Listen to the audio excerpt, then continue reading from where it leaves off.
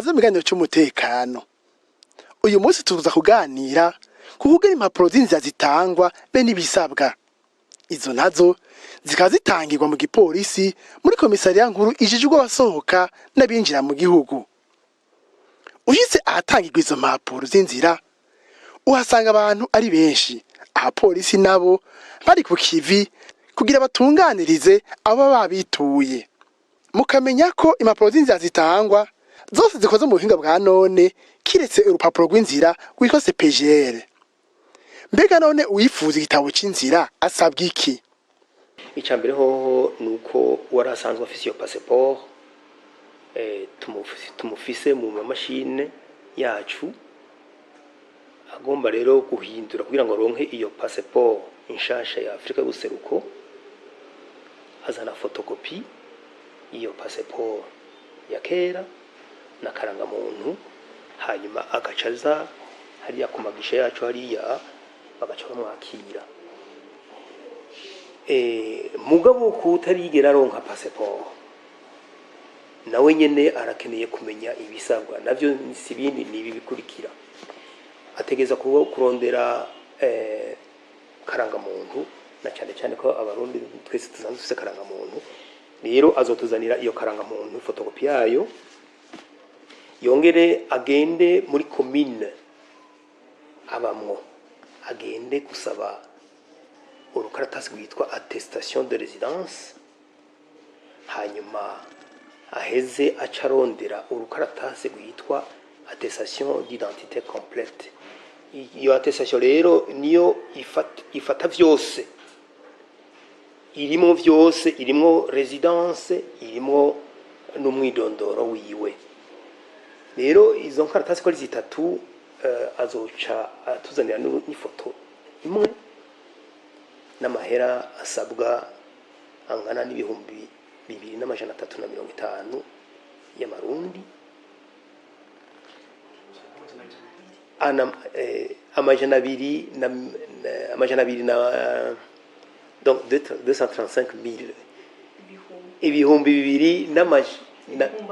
2,235 vy'amarundi. Murambabarira ikirundi kiragoye.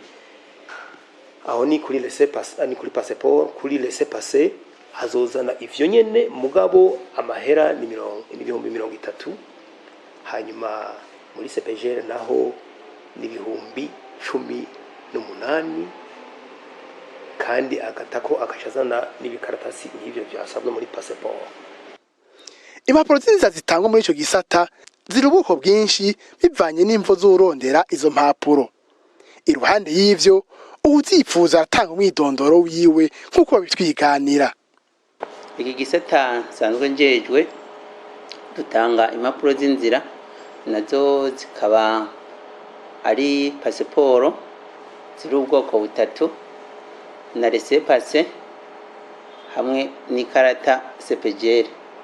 Ubwo bwoko butatu bw'amapasiporo navuze, hariho pasiporo zisanzwe, pasiporo z'abanyacyubahiro na pasiporo z'ingendo z'akazi bita pasiporo de service, bagira ko ku ngendo z'akazi ka leta gusa. Laissez-passer nayo ni ubwoko bw'impapuro z'inzira bwemeranijwe ko n'ibihugu by'akarere k'ibihugu byo mu buseruko, zikaba zitangwa kugira ngo borohereze abenegihugu kugira uruja n'uruza mu ivyo bihugu. Ikarata CPGR nayo ni ubwoko bw'urupapuro rw'inzira rwemeranijwe ko n'ibihugu biri mu muryango wa CPGR kugira ngo borohereze abenegihugu baba mu ivyo bihugu bigize uwo muryango hamwe n'abanyamahanga basanzwe baba mu ivyo bihugu baharangurira imirimo inyuranye basanzwe banabibamo. Kugira ngo umuntu aronke urupapuro rumwe rumwe mw'izo mpapuro navuze aho hejuru, hariho impapuro tubatuma, ni ukuvuga kugira ngo bashobore kugira dosiye. Iyo dosiye rero ibigizwe n'umwidondoro w'umwe wese aje gusaba, ni ukuvuga karanga muntu kuwukuze hamwe n'urupapuro rw'amavuko ku bana. Kuwukuze aca yongeramo n'umwidondoro w'ahasanzwe aba, umwidondoro w'amavuko, akaca ashyiramo rero n'agafoto kamwe pasiporo n'amahera agugwa urwo rupapuro rw'inzira aba aje kurondera. Ariko rero turahindukira tukanongera ko urupapuro ruranga akazi uwo muntu akora n'aho agakorera, urwo rupapuro akaba ruhabwa n'abakoresha biwe mu gihe aba asanzwe akora akazi bashobora kumuha icyo cyemezo cy'akazi akora, ariyo twita attestation de service. Ku mwana naho tumutuma urupapuro rw'amavuko, kopi yago, hamwe rero n'icyemezo cy'abavyeyi biwe ko aribo bari baramuronderera ibyo byangombwa byo kugira ingendo hanze. Tukaca tunamutuma bakaca bashyiramo n'agafoto kamwe pasiporo. Ego nivyo. Izo mpapuro zitangwa zirafise ikiringo zimara. Hari ubwo bishika ico kiringo kigahera, nyene urwo rupapuro ataragaruka mu gihugu c'amavukiro. Mbega kugira aronke urwo rundi abigenza gute? Abenegihugu b'Abarundi bari mu bihugu bitandukanye byo hanze, iyo ipasiporo zabo zabaheranye, nabo nyene baza kujya kwa abandi Barundi bari mu gihugu, kandi bakagira iyo fotokopi ya pasiporo yabo ya kera na karangamuntu kiwe yarasanzwe afise igihe yaronka iyo pasiporo, hama tugaheza tukahita tumukorera pasiporo. Rero hari icyo nagomba nshireko impamye cyane gose, nuko pasiporo y'u Burundi twumvikanye yuko izoba ifise ikiringo izomara cy'imyaka 10. Aho ni ku bantu bakuze, ariko ku bana batonya tubaha pasiporo y'imyaka 5 kuko bobo baracakura kandi barahindagurika, uko umwaka urenganye niko bahinduka. Na nico gituma twashizeho ko umwana mutonya kuva ku mwaka umwe cyangwa ku mezi kugeza ku myaka 16 uri Umurundi uje uva hanze ukabuje guhinduza pasiporo yawe n'uburenganzira bwawe. Ariko igihambaye nuko igihugu usanzwe ubamwo cyo kwemerera ugafata indege ukaza guhinduza pasiporo. Twebwe naho uzoba waramaze imyaka 60, 50 canke 70 dushikira uje guhinduza pasiporo, twebwe nta kibazo. Mugaba ahubwo rero nagomba nce ngira ko menyeshe abari kwaratwumviriza ko hari akarusho twagize ku banyeshure bagiye kwiga mu makungu, baronkejwe bourse n'igihugu. Abo igihugu kubera arico cabarungitse kiraheza kikabaha ama passport batiriwe baraza hano. Abo n'abanyeshuri bagiye barungiswe n'igihugu. Hanyuma hariho abandi banyeshuri baronse amahigwe kubera abavyeyi bishoboye. Abo nabo kugira ngo tubakorere ama passport yabo batiriwe baraza mu gihugu, nk'abo nko mu muguru wa mbere navuze, nuko igihugu barimwo bashobora kubwira ambasade ikabagirira umwidondoro mwiza, ikamenya naho biga. Hanyuma ambasade iraheza igaca yandikira ubushikiranganje bw'indero kugira ngo ubwo bushikiranganje nabwo buce busabira abo bana mu bushikiranganje bw'umutekano, gukinga no gutabara. Abandi nabo bagiye mu vyabo nuko bategereza kuzoza guhinduza passport, bakishikira ngaha kugira ngo tubahindurire ama passport yabo. Uko niko bimeze, niko bitunganijwe kandi bigenda neza. Birashika n'umunyamahanga ari hano mu gihugu, urupapuro rw'inzira rwiwe rugaheza ikiringo cago. abo nabo barafise igisata kijejwe abanyamahanga, ni naho baheza bakabatunganiriza ivyo barondera. Abanyamahanga turabafasha mu buryo bwo kubobaho ngaha mu Burundi bafite ivyangombwa bikwiye, aha no kuvuga amaviza aribwo burenganzira bwo kuba ngaha. Abandi nabo dufasha n'abanyamahanga bari mu minwe ya HCR iyo bakeneye amatitre de voyage bijanye na Convention de Genève ibemerera kugira ibitabo nabo bakava mu gihugu bahongeyemo kugira bashobore kwidegemvya hanze y'igihugu. Ubwoko bw'amaviza mpereye kuyikomeye hari ubwo twita visa resident permanent, hari ubwo twita visa d'établissement, hari izindi muri visa d'établissement hari uburyo bunyuranye, hariho visa d'établissement diplomatique y'imyaka 3, visa d'établissement y'imyaka 2. Turafise n'amaviza mato yitwa visa d'entrée multiple na visa de séjour. Aho tandukaniye visa de séjour niyo entrée multiple nuko imwe iyo usohotse ntusubira kuyigarukako kandi no mu giciro biratandukanye. Izindi dutanga n'iz'imisi mike kuva ku minsi 5 gushika ku 25. Hariho n'izindi visa dutanga bivanye n'aya mantuze amasezerano iyo muri East African Community cyo kimwe n'izo duha abanyekongo. Izo nazo ntitunazirihisha biri mu masezerano. Nk'iyo ya visa d'établissement dufate imyaka 2 ihitevye iramara imisi 2 canke imisi 3, ariko nk'izo ntonto ku munsi zirara zibonetse. Bivanye nuko visa ari iyo twamye tuvuga resident permanent cyangwa établissement cyangwa izo ntonto, hariho nk'izo izitangwa cyangwa izo diplomatique twariko turababwira. Duhereye kuri resident permanent turaziha abantu bari basanzwe bafise visa yahora yitwa indeterminée, iyo nayo ikabisa nk'iya yigeze gusubirirwa niyo ya resident permanent. Abo kubera bari bafise indeterminée nayo naho uburenganzira bw'iyo myaka nk'iyo ya resident permanent duca tuba. Abandi hariho komisiyo ibijejwe kugira ngo bashobore kubaha, kuko resident permanent ni imyaka 99 murumva ko ari myinshi, si visa ipfa gutangwa gutyo, ica muri komisiyo. Hanyuma hakaba nayo visa d'établissement y'imyaka 2, ayo nayo turayaha abantu bafite imirimo bariko bararangurira ngaha bakerekana arabafise dufate kontra n'ababakoresha babo ikwije canke irenze imyaka 2. Abandi nabo bafite ibintu bariko barakora ngaha mu Burundi by'iterambere ry'igihugu canke bariko barateza imbere igihugu mu buryo bunyuranye bakorana na ministere zinyuranye. Aho ni nk'akarorero k'abarimu, k'abaganga, gutyo. Hariho rero ibipapuro tubasaba umwe wese turavye icyo ariko arakora ngaha mu gihugu.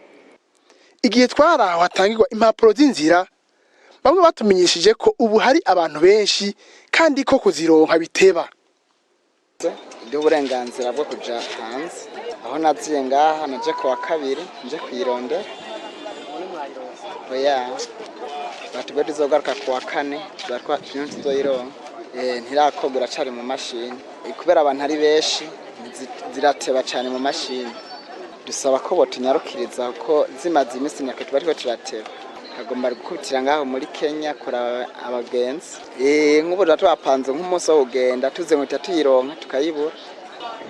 Twasaba yuko tugeragereza bakadutunganiriza aho umuntu ayikenereye vuba kuko benshi turacegwa icyo tuba dushaka kuza gukora. Kandi harimo n'abandi usanga nyene baje nk'imbere yawe ugasanga bagutanze kuyironka. Naje kurondera passport. Ego nayirose. Hari haheze igihe kingana iki? Hari haheze nk'indwi 2. Jewe barambwiye ngo utu dutabo twari twaratevye gusohoka ndabirindira. Je kubwanje ntabwo numva ko byatevye cyane. Je nta kibazo nabigizeko. Ego. Kuri jengerageje kuraba ukuntu banyakiriye neza, nashyitse neza baramu papuro kugira ngo shireke imyidondoro kugira ngo ushobore kuronka passport. Na Juno Musi ijyambere ngiza ngaha kuri PAF ko je n'ijyambere ndiko ndarondera papuro bya passport. Muri make gusa urabona ko dutonze umurongo, turadukeneye nk'ibintu binyaruka bikagenda neza ata bintu sinzi nkubi nk'ikibazo nari mfise ikibazo kivuga ati mbega umuntu yaje kurondera passport amara iminsi ngahe kugira ashobore kuyironka. Kuri aya makenga y'abo bene gihugu ajanye n'ikiringo kinini bahabwa baratanga umuco. Iminsi 3 turayikurikiza canke umunsi umwe turawukurikiza, mugabo ku bantu bihuta cyane gose. Abatihuta cyane gose barashobora kuturindira nk'ijinga rimwe kugira ngo dushishoze neza dutohoze kugira ngo dutange passport ku muntu twatohoje neza icarico icakora yagiye, kuko hari abantu benshi usanga bataye ingo, rero ugasanga abagabo babo baje kutubaza ati mbega nimwo tubonera umudamu wacu yaciye nibi, ugasanga rero izo n'ingorane dushobora guhura nazo, kugira ngo rero izo ngorane tugerageze kuzikwepa. Nico gituma rero twahisemwe kugenda buhoro buhoro kugira ngo twige idosiye ku yindi, hanyuma dufate niyo misi ihagije y'iyinga rimwe. Tuca turindira tukatohoza ko abagabo bo bazi izo ngendo ariko baragira ko badataye abana mu kungoyi, kuko hari abagabo benshi baje kutubaza ati murandabira murantangiririza kuko umugore wanje maze iminsi mbona arondera ibintu biriya. Rero urumva rero nico gituma tugerageza tukagenda buhoro buhoro. Ego harigeze kuvugwa abigeme baja mu bihugu vy'abarabu, mbega ivyabo ubu bimeze gute? Ni vy'ukuri turagira ikibazo cyane mu kwiga amadosiye y'abasaba impapuro z'inzira bari mu mugwi w'abigeme cyangwa b'abakenyezi bakiri bato, bivanye n'uko mu minsi yahera twarabona abantu benshi baja mu ivyo bihugu by'abarabu bakagirirayo ingorane, hanyuma duce dufata ingingo y'uko twoza turitonda mu kubaha izo mpapuro z'inzira. N'uno munsi niko bikiri, ariko ingorane tugira ni impapuro karangamuntu z'Uburundi ukuntu zimeze, ziratugora gutora neza umwidondoro w'uwo muntu aje gusaba, na cyane cyane ku cyo twokwita eta civile, ni ukuvuga ko yubatse cyangwa atubatse, cyangwa ugasanga kumbure mu myidondoro hariho nk'icyo aba yanyegeje, bivanye n'uko ibyo baba baramwandikiye kuri karangamuntu kumbure nk'imyaka, ugasanga abamuhaye karangamuntu ntibitonze neza ngo ibyo uwo muntu yabashikirije mu kugira bamuhe karangamuntu, ugasanga kumbure ntibihwanye n'icyo twokwita eta civile yiwe. Mw'icyo gihe bice bitugora uko dushobora gutohoza iyo akomoka. Aho rero tukaba twoca dusaba abajejwe gutanga impapuro karangamuntu ko bohindukira bakaraba bagakora ibishoboka bakatuzanira karangamuntu zoba zikoze mu buhinga bwa none, zitanga umwidondoro utagiramwe amahinya. Hari n'abava mu bihugu duhana imbibe bibagiye kurondera impapuro z'ingenzi, abo nabo iyo habaye mu kwabu bishe bagora, bagasabwa kwama bazitwararika. Turabiraba kandi si twebwe twenyine, murazi yuko mu gihugu haba harimo ibisata byinshi. Turavye nk'abari abajejwe intwaro babacumbikiye, hariho nabo inzego z'igipolisi zikorera muri ayo makartier babamwo. Hanyuma na twebwe nyene iyo tumenya amakuru turabakurikirana, kuko hari igihe iyo baje bagaca ku mupaka bakinjira bafite ivyo vyangombwa, hariya bashiki hari nubwo bishika bigahera, twebwe hari igihe tutabimenya, mugabo ari hariya bo muri administration nabo muri polisi bakabimenya. Abo rero barabahimiriza, twarabibabwiye yuko babwira bakaza bakongereza ivyangombwa canke bagasubira inyuma, ko kenshi baba ari abantu bamara umwanya muto. Iyo ari abantu bamara igihe kirekire naho aho ni nk'abanyeshuri cane cane bakunze kugira ingorane, kuko bobo hari igihe bataba bafise passport. Ingorane dukunda guhura muri ivyo bintu nabo nyene bakunda kugira usanga batagira pasiporo mbwa bari bakeneye visa y'igihe kirekire. Twebwe naho twaba dushaka kuborohereza, iviza ntidushobora kuyishyira mu rupapuro. Hari icyo bita CPGL bakoresha, icyo nacyo ntitushobora kugishyira ko viza. Iyo binjiye bamenya yuko bagomba kurondera ibyangombwa byose byoborohereza kugira ngo natwe dushobore kuborohereza, kandi turagira kigoro kugira ngo nabo nk'ababanyi ntibagire ingorane ngaha mu gihugu. Abafise akageza ko kurya igiturire nabo baragabishwa ngo kuko bazohanwa bikomeye, bagasaba n'abene igihugu ufise akabazo kubitura bamuha inyishu itomoye. Kurya dukoresha imashini nyabwonko ntibikenewe ko umuntu yirirwa ariruka inyuma ya dosiye y'umuntu, ibintu byose bigende bikurikirana kugeza dosiye y'umuntu isohotse, kuko ni hahandi umuntu ariko arakurikirana idosiye bacagira ati genda ashobora kubivuga, ndashobora kuvuga nti wewe naho uri kurakurikirana iyi dosiye utegereza kuba hari ikintu mwaganiriye n'umuntu uri kurakurikirana iyo dosiye, kuko naco muvana. Rero aho ndagoma nahakarire cyane gose, kuko kurya idosiye y'umuntu yatanguye kuva gitangura birafise akaryo biza biragenda umunsi ku munsi. Nibatureke natwe rero dukore kugira ngo abene gihugu badafise abaza kubavugira baronke ivyo barondera mu mwanya mwiza. Aho nagoma nahakare cyane gose, kuko birashika usanga nakavuye hariya na hariya, wanashaka harimo n'abantu usanga ari abantu biyemera umugabo ugasanga ariko arakurikirana dosiye y'umuntu ukibaza mbega ayikurikirana kubera iki. Aho niko dukorana kubena igihugu nabo ni ukumenya yuko dosiye zabo zidatakaye, naho haba hameza amayinga abiri canke iyinga idosiye yabo iri kwirirwa. Rero igihe cyose babonye iyinga riheze batararonka ivyangombwa vyabo, baheze baze tubakire, nzobakira kugira ngo duheze turabe nigiki catumye iyo dosiye yiwe idatera imbere, idatera intambwe. Nino ngaha turangije kino gana cyo mutekano naho gutaha murakora abifuza amahoro tugashima, abifuza gutoba hamwe n'abatovyi